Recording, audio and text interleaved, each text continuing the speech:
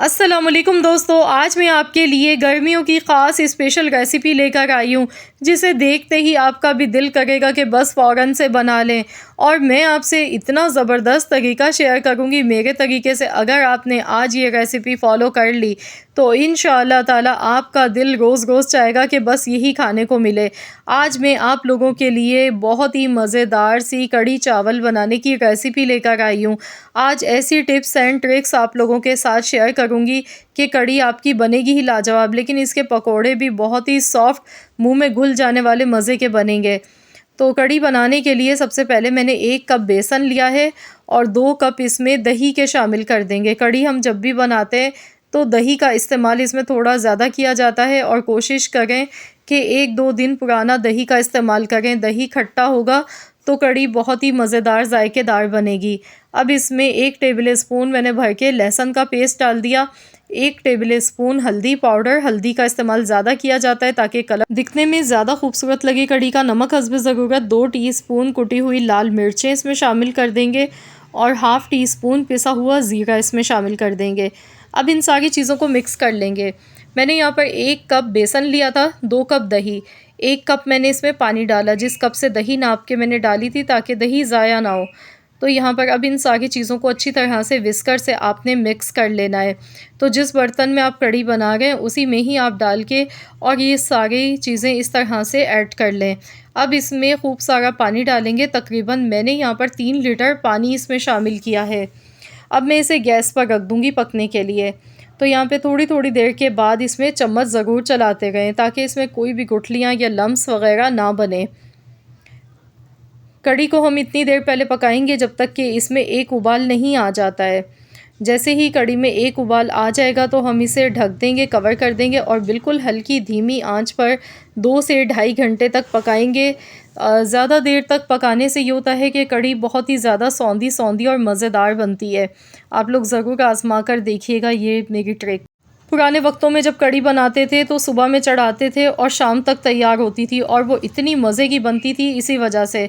अब इसमें मैंने कढ़ी पत्ता आपके सामने डाला, 12 से 15 कढ़ी पत्ता मैंने इसमें शामिल किए ताकि खुशबू बहुत अच्छी आ सके। तो यहाँ पर एक बाउल में मैंने हरी मिर्चें ली हैं, 3 अदद बारीक कटी हुई हरी मिर्चें ली हैं, 2 मीडियम साइज़ की स्लाइस में कटी हुई प्याज, साथ में थोड़े से कढ़ी पत्ता के मैंने पत्ते ले लिए। तो पकोड़ों में हम कढ़ी पत्ता भी डालेंगे, इससे बहुत अच्छा पकोड़ों में फ्लेवर आता है।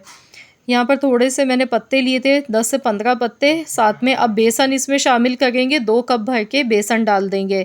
1 टेबल स्पून मोटा कुटा हुआ धनिया मैंने लिया है, ये इसमें शामिल कर देंगे। अब इसमें आधा चम्मच कुटी हुई लाल मिर्च, आधा चम्मच ज़ीरा लिया है, मोटा कुटा हुआ ज़ीरा है ये, साथ में थोड़ी सी हल्दी कलर के लिए, नमक हस्ब ज़रूरत।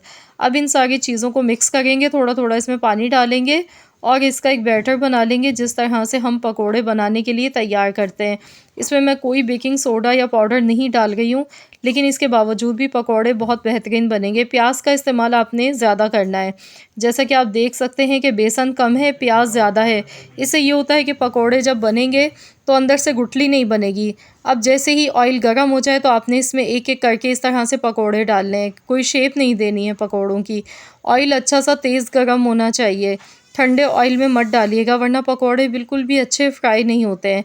अब दोनों साइड से अलटते-पलटते हुए पकोड़ों को फ्राई कर लेंगे जब तक कि इनका अच्छा सा कलर नहीं आ जाता है। तो यहाँ पर देखिए मैं पकोड़ों को शेप आप देख सकते हैं। तो इस तरह की शेप के जो पकोड़े होते हैं वो बहुत ही अच्छे लगते हैं, मज़े के लगते हैं। इसमें प्याज का इस्तेमाल थोड़ा ज़्यादा किया जाता है। तो यहाँ पर पकोड़े हमारे फ्राई हो चुके हैं। ये देखिए इतने सारे पकोड़े ही हमारे फ्राई हो चुके हैं और कढ़ी को पकते हुए तकरीबन ढाई घंटे हो चुके हैं। तो चलिए हम खोल के देख लेते हैं। बीच में भी मैंने 2 बार चेक कर लिया था और देखिए कढ़ी हमारी कितनी स्मूथ सी हो गई है। देखिए कलर कितना खूबसूरत इसका लग रहा है और इसकी थिकनेस चेक कीजिए। तो मैं यहाँ पर चावल के साथ कढ़ी बना गई हूँ और ये बिल्कुल परफेक्ट है। ऐसी इसकी थिकनेस इतनी ही गाढ़ी आपने बनानी है क्योंकि ठंडी होने के बाद ये मज़ीद और गाढ़ी हो जाती है। अब इसमें पकोड़े हम डाल देंगे जो हमने फ्राई करके रखे थे। पकोड़े डालने के बाद अब इसके लिए मैं एक स्पेशल किस्म का ख़ास तड़का बना के तैयार करूँगी जो कि इस कढ़ी को लगा देगा 4 चाँद। तो यहाँ एक बार पहले से मिला लेते हैं। कढ़ी आप जब भी बनाएं तो कोशिश करें कि ज़्यादा देर तक हल्की हल्की आंच पर इसे पकने दें। इससे जो बेसन का कच्चापन होता है वो भी ख़त्म होता है और कढ़ी का फ्लेवर बहुत ही अच्छा आता है। तो मैंने यहाँ पर जिस कढ़ाई में मैंने पकोड़े तले थे, ऑयल मैंने इसमें कम कर लिया है। हस्ब ज़रूरत मैंने कुकिंग ऑयल लिया है। इसमें थोड़ी सी स्लाइस में कटी हुई प्याज ऐड कर दी है। इसके साथ ही यहाँ पर हरी मिर्चें इसमें हम लेंगे। हरी मिर्चों में मैंने कट के निशान लगा लिए हैं। अगर आप डायरेक्ट ऐसे ही मिर्चें डालेंगे तो इसमें बहुत ज़्यादा फिर चटकने की आवाज़ें आती हैं, छींटे उड़ते हैं। तो आपने भी इसमें पहले एक एक कट का निशान लगाना है। आधा चम्मच ज़ीरा, आधा चम्मच राई दाना इसमें शामिल कर देंगे। प्याज को गोल्डन कलर आने तक अच्छी तरह से हमने फ्राई करना है। जैसे ही प्याज का गोल्डन कलर आने लगेगा तो इसमें कड़ी पत्ता शामिल कर देंगे। मेरे पास जो कड़ी पत्ता है ये छोटे पत्ते हैं, इसलिए मैंने थोड़े से ज़्यादा इसमें यूज़ किए हैं। कड़ी पत्ता वैसे भी जान होता है कड़ी की, और स्पेशली कड़ी में तो बहुत ही ज़बरदस्त लगता है। वैसे तो हम बहुत सारी सब्ज़ियों में, गोश्त में भी इस्तेमाल करते हैं। कड़ी पत्ता बहुत ज़्यादा फ़ायदेमंद होता है, लेकिन कड़ी के लिए तो स्पेशली ये बहुत ही ज़रूरी होता है। इससे कड़ी बहुत मज़े की बनती है।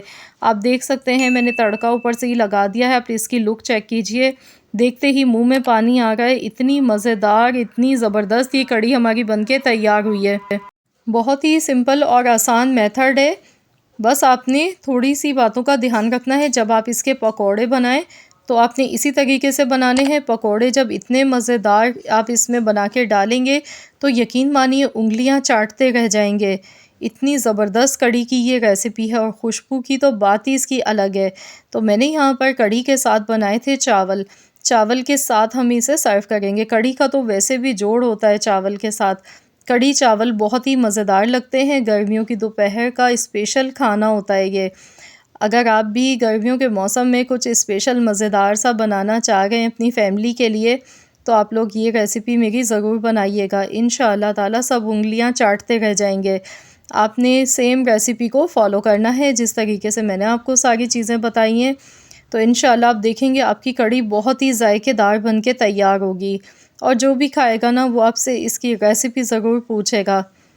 तो यहाँ देखिए मैंने इसे चावल के साथ सर्व किया है। मैं आपको इसके पकोड़े भी तोड़ के दिखाऊंगी कि एकदम सॉफ्ट, मुंह में घुल जाने वाले इसके पकोड़े बने हैं।